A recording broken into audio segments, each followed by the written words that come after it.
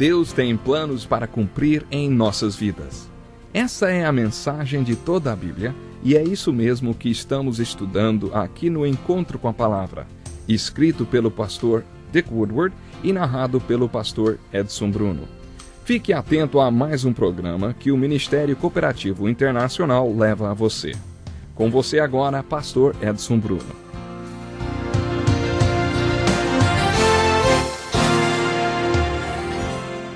Olá, seja bem-vindo a mais um Encontro com a Palavra. Nós estamos estudando a impressionante cena do jardim em João 18, quando os soldados e os judeus foram prender Jesus.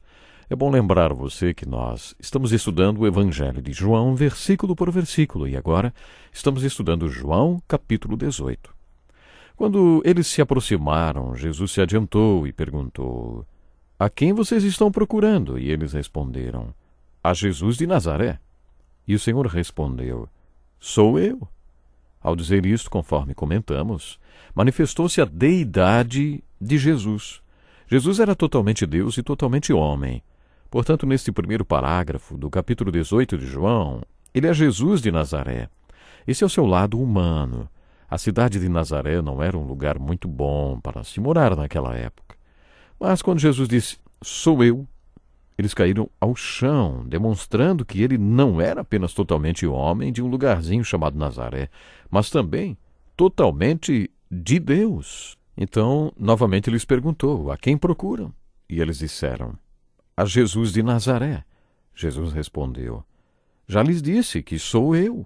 Se vocês estão me procurando, deixem ir embora estes homens." E João acrescentou um comentário: "Isso aconteceu para que se cumprissem as palavras que ele disse: não perdi nenhum dos que me deste." Jesus disse isso no capítulo 6 de João, versículo 39, e também em sua oração sacerdotal: "Nenhum deles se perdeu, a não ser aquele que estava destinado à perdição, para que se cumprisse a Escritura."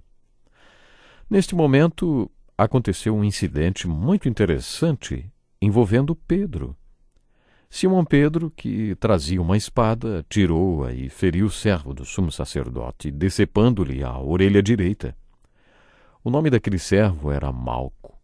João não foi o único a relatar este acontecimento, mas foi o único que citou o nome do servo que teve sua orelha cortada por Pedro. Essa espada poderia ser uma faca longa ou uma espada curta. Fico pensando o que Pedro estaria fazendo com uma espada. Há muito que dizer sobre o comportamento de Pedro neste incidente. De certa forma, podemos observar que, de todos, ele foi o mais corajoso. Ele estava pronto para lutar pelo seu Senhor. Menosprezamos Pedro porque ele negou o Senhor, mas ele foi o único que andou sobre as águas. Os outros apóstolos não tiveram esta experiência. Ele não quis que o Senhor lhe lavasse os pés, talvez porque fosse o mais humilde de todos. Podemos dizer que ele foi o único a usar aquela pequena espada porque era corajoso e estava pronto para morrer pelo seu Senhor. Preste atenção na reação de Jesus à atitude de Pedro. Jesus, porém, ordenou a Pedro: "Guarde a espada. Acaso não haverei de beber o cálice que o Pai me deu?" João sempre destacou que Jesus só passou por essa experiência quando sua hora chegou, a hora determinada pelo Pai. Aquele que sempre esteve por trás de tudo, o Pai. O plano não foi frustrado com a prisão, o julgamento, a crucificação. Tudo isto era parte do plano e da hora de Jesus. Foi exatamente para esta hora que Jesus veio ao mundo. João queria que tivéssemos esta perspectiva. Portanto, quem é Jesus nesse primeiro parágrafo? É óbvio, ele é o grande eu sou. Mas ele também é Jesus de Nazaré. Ele é aquele prestes a tomar o cálice que o Pai designou para ele. Esse é Jesus, o Salvador do mundo, o nosso Salvador. O que é fé nesse primeiro parágrafo? Comentamos sobre Pedro. Será que a fé de Pedro era maior do que a fé dos outros apóstolos? Será que Pedro disse a Jesus: "Darei a minha vida por ti", porque tinha mais fé do que os outros apóstolos? Ou será que podemos olhar exatamente pelo ângulo oposto e dizer que Pedro desembainhou sua espada porque era o mais covarde de todos? Definitivamente ele não estava pronto para beber o cálice que o Pai havia designado para o seu Senhor e talvez, assim como os outros apóstolos, ele não estivesse pronto. De acordo com a vida de Pedro, o que é fé? Baseando-me na vida de Pedro, acho que fé não é apenas um capítulo ou episódio da nossa vida. Esse foi apenas um evento dentro da caminhada de fé de Pedro, relatada nos Evangelhos. A partir do capítulo 21, acompanharemos outros episódios da caminhada de fé de Pedro, e quando chegarmos ao livro de Atos, veremos outros capítulos que relatam a jornada de fé de Pedro. Nas epístolas, há outros capítulos a respeito dele. O Novo Testamento nos apresenta 3 Pedros diferentes: o Pedro dos Evangelhos, o Pedro do livro de Atos e o Pedro das Epístolas. O Pedro dos Evangelhos parece mais uma montanha-russa espiritual, cheio de altos e baixos, frio e quente, impulsividade. Falava mesmo quando não tinha nada para dizer, mesmo que não soubesse o que falar. Ele falava aquilo que lhe vinha à mente.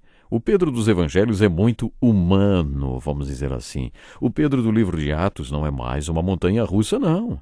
No livro de Atos ele estava vivendo nas alturas.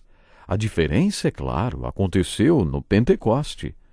Mas o Pedro das Epístolas é o velho Pedro estável, como a linha do horizonte. Nas Epístolas ele é o velho Pedro. Por isso, não dá para pegar um capítulo isolado da vida dele e descrever o que é fé. Fé compreende toda uma história de vida. Para descobrirmos o que é fé, temos de esperar que todos os capítulos sejam escritos. E isto se aplica à minha e à sua fé, meu ouvinte. Depois, então, o que é vida? O capítulo 18 não apresenta uma resposta clara e objetiva para a pergunta o que é vida. Exceto que vida é estar com Jesus e saber que quando o seguimos, nada acontece por acaso. Talvez Romanos 8:28 seja o versículo mais mal compreendido e mal aplicado da Bíblia. Diz assim: sabemos que Deus age em todas as coisas para o bem daqueles que o amam, dos que foram chamados de acordo com seu propósito. Muita gente acha que esse versículo diz que tudo que nos acontece é bom. Mas refletindo um pouco sobre ele, percebemos que não é isto que ele quer dizer. Parece que não existe nada de bom em algumas coisas que nos acontecem. Mas se amamos a Deus e somos chamados de acordo com seus propósitos, então temos a confiança e a certeza que, de alguma forma, Ele vai fazer com que tudo concorra para nosso bem. O bom de Deus é melhor do que o nosso bom. Vida é a confiança nessa providência de Deus. A narrativa de João continua e o versículo 12 do capítulo 18 de João diz assim: assim o destacamento de soldados com seu comandante e os guardas dos judeus prenderam Jesus, amarraram-no e o levaram primeiramente a Anás, que era sogro de Caifás, o sumo sacerdote naquele ano. Caifás era quem tinha dito aos judeus que seria bom que um homem morresse pelo povo. Podemos destacar deste parágrafo algumas dicas sobre o que não é fé.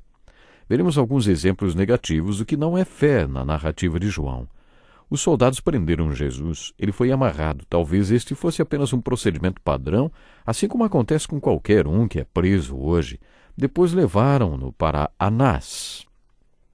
É curioso observar que Anás não era o sumo sacerdote. Ele tinha sido antes da conquista de Roma, e este era um posto vitalício.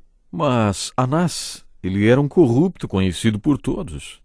Talvez pudéssemos dizer que hoje em dia ele fosse um Al Capone ou um poderoso chefão da Judéia. Ele comandava um sistema corrupto.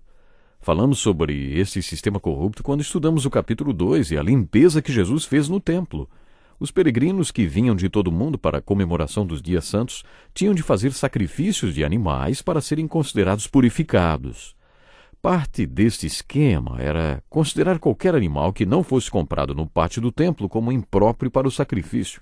E Anás era um dos que estavam por trás disto. Anás fez grande fortuna com a implementação desse sistema de exploração.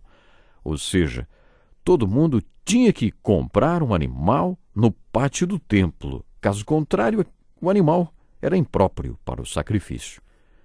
Esse era um esquema. Ele teve 5 filhos que, em vezes alternadas, foram sumos sacerdotes. Nesta ocasião, o sumo sacerdote era o genro de Anás, mas, na verdade, Anás continuava por trás desse sistema corrupto. Dizem que, nesta época, o posto de sumo sacerdote mantinha ligações com o poder de Roma. Só o fato de colaborar com Roma já fazia do sumo sacerdote um corrupto. Por trás do sumo sacerdote, então, estava o apóstata e corrupto Anás. E por ele estar por trás de tudo, Jesus foi apresentado primeiro a ele. Este encontro com Anás não foi um julgamento, foi um inquérito informal. Mas todos sabiam que Anás era quem mandava e queria Jesus fora da jogada. A limpeza que Jesus promoveu no templo fez dele um inimigo pessoal de Anás. Talvez Anás estivesse preocupado com a sua queda nos lucros por causa de tudo que Jesus tinha feito. Sua preocupação não tinha nada a ver com questões religiosas, mas sim econômicas, com dinheiro mesmo. E Jesus estava no caminho dele. Por isso Anás se opunha de maneira tão hostil a Jesus. Antes de encerrarmos o estudo de hoje, eu quero esclarecer que Jesus deveria passar por 2 julgamentos e nós falaremos sobre eles. Ele teve que passar pelo julgamento dos judeus, ou o julgamento religioso, liderado pelos fariseus, pelos saduceus e pelos sacerdotes, que queriam condenar e crucificar Jesus. Mas eles não tinham autoridade para sentenciar ninguém à morte, e por isso foi necessário um outro julgamento feito por Roma. Por causa da ocupação romana, apenas os romanos tinham autoridade para sentenciar alguém à morte. Por isso tinha de haver primeiro um julgamento religioso, no qual os líderes religiosos decidiam se a pessoa deveria ou não ser sentenciada à morte. Depois, Jesus foi levado às autoridades romanas para passar por um julgamento romano. Os judeus tinham que convencer os romanos que Jesus tinha, de alguma forma, violado as leis e que por isso merecia ser executado. Por isso Jesus foi julgado por Pilatos, que representava Roma. Assim, chegamos à narrativa dos capítulos 19 e 20, buscando respostas para a pergunta quem é Jesus. João não nos deixa esquecer e sempre nos lembra quem é Jesus em cada passagem do seu evangelho. Também encontramos respostas para o que é fé e o que não é fé. E também encontramos respostas para a última pergunta base do nosso estudo de João, o que é vida eterna. O que temos agora é a preparação do cenário da morte do nosso Senhor Jesus, que torna possível para nós a vida eterna. E uma preocupação muito grande da nossa parte é que você possa valorizar o sacrifício do Senhor Jesus Cristo. E a melhor forma de valorizar o sacrifício do Mestre é entregando a Ele a sua vida, é deixando Ele atuar no seu coração e na sua caminhada. No próximo programa nós vamos continuar estudando. Até lá e Deus lhe abençoe grandemente. Que lição importantíssima. Obrigado, pastor Edson Bruno. Prezado ouvinte, coloque em prática o que você ouviu aqui. Sem dúvida, sua vida será grandemente abençoada. Este é um estudo escrito pelo Dr. Dick Woodward, na voz do pastor Edson Bruno. Escreva-nos e solicite o material. Nosso endereço é Encontro com a Palavra, Caixa Postal 2011, CEP 89201-970, Joinville, Santa Catarina. Até o nosso próximo encontro com a Palavra.